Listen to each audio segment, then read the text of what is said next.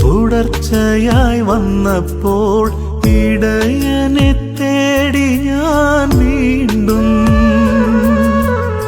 ഇടർച്ചകളായിരം തുടർച്ചയായി വന്നപ്പോൾ ഇടയനെ തേടി ഞാൻ വീണ്ടും.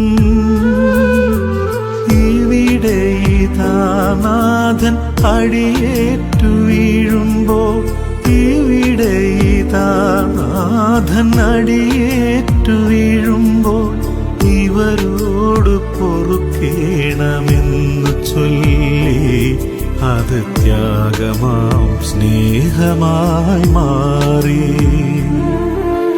കരഞ്ഞു തളർന്ന മിഴികളുയർത്തി കരുണാമയനെ ഞാൻ